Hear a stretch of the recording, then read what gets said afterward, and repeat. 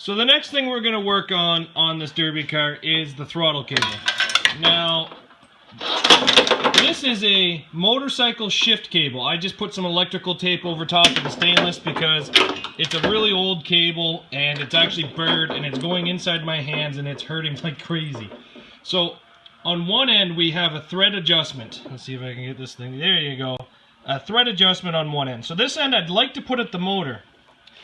And I have no idea how I'm going to mount this yet, but maybe we'll drill a hole in a bolt and then run the cable through the bolt and then put a nut on it and tighten it down. We'll see. And then maybe just a couple washer mounts on this side or something. Now the first thing we got to do is remove the electronic pedal that comes from factory.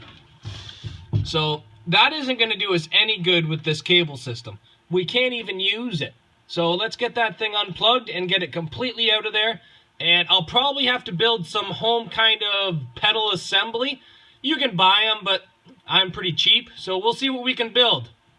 So let's get this out and start on building something.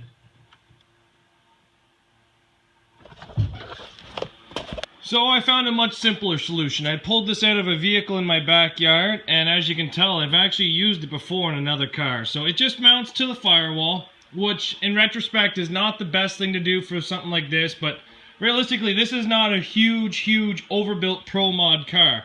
If this was going to Bash for Cash or Blizzard Bash, I would build a unit that bolts to the floor that isn't going to move any chance. This thing here, it's going to be fine bolted to the firewall. So let's get this bolted to the firewall, and then we're just going to hook the cable into that and then kind of crimp it onto the cable so it won't come loose. So as you can see there, we have the 3/8 bolt with a hole drilled through it, mounted with a washer, so that way the actual end of the cable can't go back through. We got it hooked up to the carburetor, and then we have it hooked up to this adjuster right here. Now I could have made this a little bit more efficient, but it can be adjusted because I didn't have another thread that's the same, a nut that's the same thread.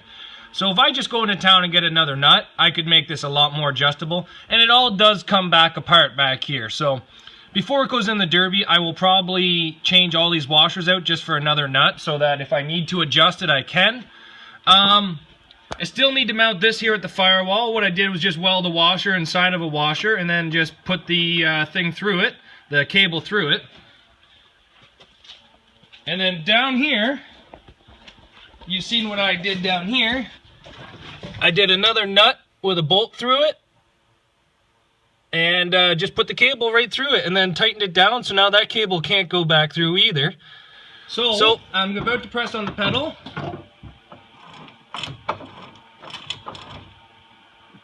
It looks like it's actuating all the way.